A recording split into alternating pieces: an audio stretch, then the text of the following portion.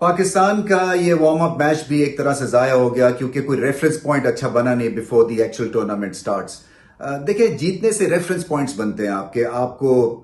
एक तरह से तसल्ली होती है, ड्रेसिंग रूम में कामनेस आती है और आपको ये कॉन्फिडेंस के साथ आप वर्ल्ड कप में उतरते हैं कि चले पहला मैच हाथ से निकल गया वार्म अप का, मगर दूसरे मैच में हमने ऑस्ट्रेलिया की खूब दुर्गत बनाई, मगर ऐसा नहीं हुआ है और क्लोज मैच तो था। मगर जीत होती है, चाहे वार्म अप मैच हो, और बाबर आजम एंड कंपनी को जीत की सख्त जरूरत थी आफ्टर एशिया कप के डिजास्टर के बाद। बट इसके बावजूद भी मैं ये बात करना चाहता हूं कि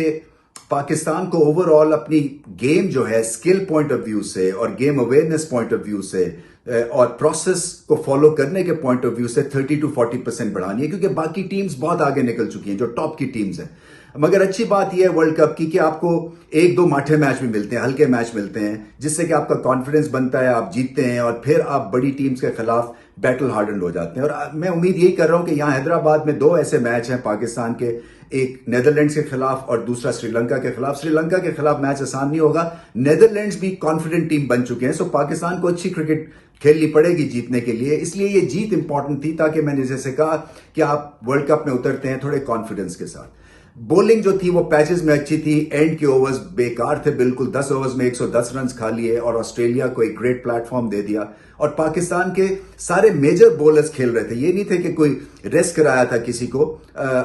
जबकि ऑस्ट्रेलिया ने जब बॉलिंग की तो उनके मेकशिफ्ट जो नॉन रेगुलर्स थे उससे करीबन सारा मिडिल ओवर्स जो है उन्होंने उनसे करवाए, उसके बावजूद पाकिस्तान ये मैच जीत नहीं सका। सो इस लिहाज से भी थोड़ी सी सिचुएशन नाजुक है कि जब ऑस्ट्रेलिया ने समझा कि हाँ चलो अब मुकाबला जो है वो हमने खुद ही 50-50 बना लिया और अब अपने आप को चैलेंज करते हैं, जब उन्होंने फिर पैट कमिंस को एंड में इंट्रोड्यूस किया और बाकी शॉन एबर्टवर आए और मिच मार्श ने आके बॉलिंग की, तो मुकाबला पाकिस्तान ना जीत सके। सो इन चीजों के ऊपर जो है वो थोड़ा सा एक डिप्रेसिव नोट में ये वार्म अप मैचेस खत्म हुए हैं। अच्छे पॉइंट्स क्या थे, इफ्तिखार की बैटिंग बहुत अच्छी थी, नवाज का फॉर्म में आना बहुत अच्छा है, पाकिस्तान की बॉलिंग भी अच्छी की, 50 रन भी किए, क्योंकि इनके फॉर्म से आने से पाकिस्तान को बैलेंस मिलता है। बाबर आजम की फॉर्म अच्छी है,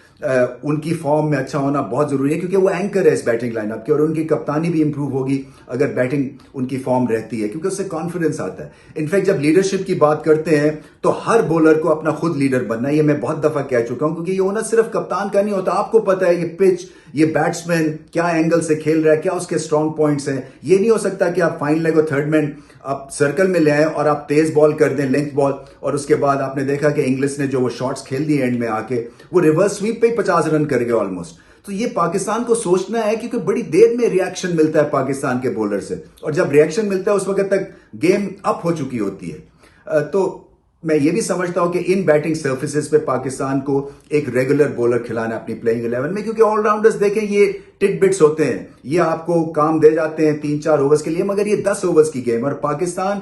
20 ओवर्स में इसलिए एक्सेप्शनली अच्छा खेलते हैं क्योंकि वो जो ब्रिलियंस है 4 ओवर्स की वो ये दिखा सकते हैं, मगर यहां ब्रिलियंस 10 ओवर्स के ऊपर दिखानी है। और जो आपके ऑलराउंडर्स होते हैं या मेकशिफ्ट जो आप एंगेज करते हैं बॉलर्स, वो एक्सपोज हो जाते हैं 10 ओवर्स में। सो बाबर आजम के पास ऐसा एक रेगुलर वेपन होना चाहिए, चाहे फास्ट बॉलर एक्स्ट्रा खिलाएं या स्पिनर खिलाएं एक्स्ट्रा, जो कि रेगुलर हो, कि जब प्रेशर पड़े तो वो उनको कॉल कर सके, ना कि ऑलराउंडर आए और ऑलराउंडर पे फिर बात 50-50 हो जाती है। सो इसके ऊपर भी खास ध्यान देना है। बट ओवरऑल मैं यही कहूंगा कि अभी भी मसले मसाइल चल रहे हैं। अच्छी बात यह है कि नेदरलैंड से पहला मैच है और मैं उम्मीद यही करता हूं कि नेदरलैंड्स को पाकिस्तान हराएगा इंशाल्लाह।